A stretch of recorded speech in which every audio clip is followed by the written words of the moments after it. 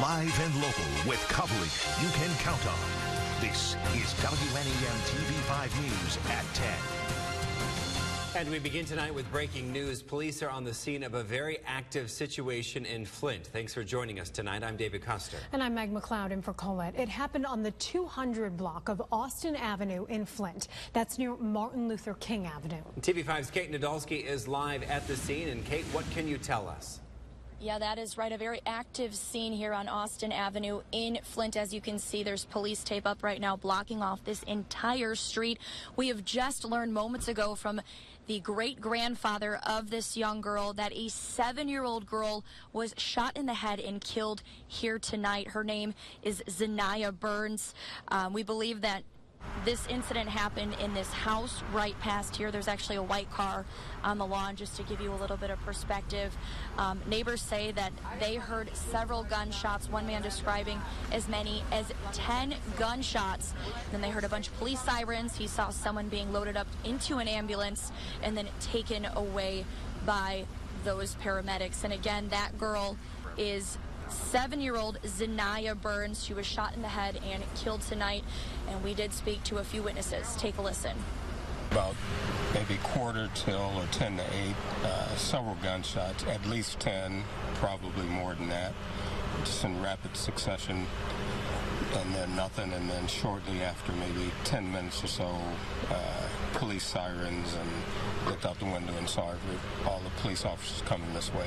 Now, as you can imagine, this family is just distraught after losing this 7-year-old girl, Zanaya Burns, here in Flint tonight. We will be speaking with her great-grandfather in just a few moments, and of course, we'll have that for you tonight on TV5 News at 11. And again, we're going to stay on scene and keep you updated with the very latest. Reporting live in Flint tonight, Kate Nadolski, WNEM TV5. So tragic. Kate, thank you. Now stay with TV5 as we learn more about this breaking news story on air, online, and on your mobile device. Developing news, parents are voicing their concerns after they learned a teen brought a loaded gun to a high school football game. Yeah, it happened at Carlton High School's homecoming game. TV5's Scott Walczek speaking with parents tonight. He's live in the Continuous News Center with what they had to say. Scott. David and Meg, heavy emotion tonight from parents, fear that this loaded gun made it into the game, and relief that somebody spoke up. That could have been tragic. It could have been. A lot of people could have gotten hurt. After a 13-year-old brought a loaded handgun to the busiest football game of the year, Carlton High School's homecoming. Stupid. Insane, crazy. For them to do something like that is very scary. I just find it sad for the kids. It was concerned kids who raised the red flag, tipping off Carlton police about the gun during halftime. They arrested and charged the 13-year-old who doesn't even go to Carlton or Garber, the rival team's school. I give whoever snitched on them penance. You know, kids need to do that more often. We'd have less shootings in schools if people would step forward and not be afraid. Police are searching for a motive for why the teen came to the game in the first place, bringing along another friend from Bridgeport. They say it was this friend's parents' gun, which was stolen out of a safe. It's scary. A 13-year-old shouldn't have any access to any kind of firearms whatsoever. And the act of bringing that firearm to a crowded sporting event has parents worrying about their kids' security. If my grandson goes to a game, I'm going to be wondering now, what can they do? I mean, it'd be stupid to put those security things and guards and pat you down. It's just parents need to be more responsible of their children. The 13-year-old was released back to his parents on bond.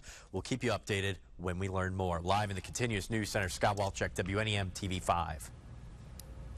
Thank you, Scott. More than 100 missing children have been found in the Detroit area after a one-day sweep. Federal, state, and Wayne County law enforcement teamed up for the Operation MI Safe Kid last month. Officers spent yesterday combing through neighborhoods and knocking on doors to find 123 children, leading officers to ask questions to find out whether they're victims of sex trafficking or other crimes. Who did they stay with? Did somebody pay for them to stay somewhere? Did they do favors for them? Did they give them drugs? If we can do this more often, hopefully we won't have this big of a problem. 3 of the children safely recovered are believed to be involved in sex trafficking cases. Law enforcement hopes to track down more than 1,300 other missing children across the state. Well, taking a live look over Bay City now, where people have been enjoying one last hurrah of some warm weather, feeling just like summer. But sadly, it doesn't look like these warm temperatures will be sticking around much longer. Chief Meteorologist Brian Bachman joining us in the First 1-5 Weather Center with a disappointing dose of reality. Hi, Brian. Hi there, David. Yeah, tonight's going to be the last very warm night, but you'll get one more day to still enjoy the warmth ahead of us tomorrow. The catch is we're going to start to see some rain rolling in that'll trigger the cooling trend that'll take us into the middle of the week. But it's still all about summer today. Get a load of these high temperatures. 86 the high. Bay City in Midland, Owasso. 87 the warmest spot in mid-Michigan today. That was in Lapeer. 84 for Flint, Bad Axe, Caro. 85 today was the high in Saginaw. And by the way, that also set a new record, torching really past the previous of 82 set back in 1949. And Houghton Lake also broke a record today, making it to 81. Past the previous record of 80 degrees set just 7 years ago.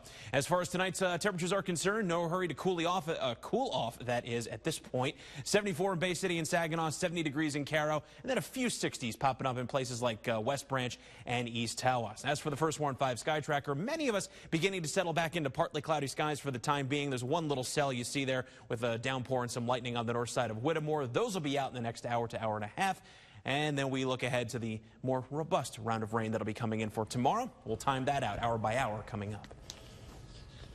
Thank you, Brian. New details as Florida's northern Gulf Coast is bracing for the arrival of Hurricane Michael. The storm is now a Category 3 and expected to strike the region sometime tomorrow afternoon. Hillary Lane is in Panama City Beach with more on how people are preparing. Mandatory evacuation orders are in place in communities along the Florida Panhandle. On Monday, Michael was still a tropical storm. On Tuesday, it grew into a 500-mile-wide hurricane with wind speeds topping 120 miles an hour. When it makes landfall Wednesday, it's expected to be accompanied by an 8 to 12-foot storm surge. We can rebuild your house. We cannot rebuild your life. This family was among the thousands heeding the warnings to get out of the storm's way. If it was just the adults, we would have rode it out, but, got to be safe since they're with us. Across the region, store shelves are empty and gasoline is in short supply as evacuees head north. Not everyone here is leaving. With so many people told to get out, one sheriff said he expected to see more cars on the road. Jimmy Boone is among those staying put.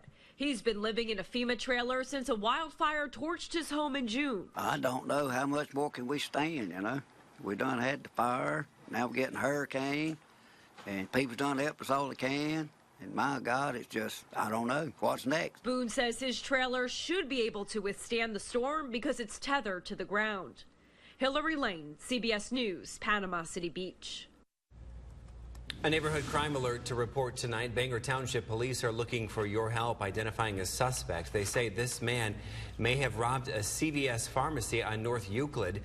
Police say he jumped over the pharmacy counter, stole codeine, and fled the store on foot. Now, he was wearing a dark-colored hoodie, dark-colored pants, a white baseball cap, and black and white tennis shoes. Now, a dark-colored SUV was seen circling the lot while the suspect was in the store. If you have any information, call Crime Stoppers, 1-800-422-JAIL. Police in Mount Pleasant are looking for this man who they say racked up $1,500 in charges from a credit card that someone stole in September. Those charges were at several businesses in and around the city. The suspect is between 25 and 35 years old, about 6 feet tall, has light facial hair and tattoos on the right and left forearms, as well as on the left side of his neck.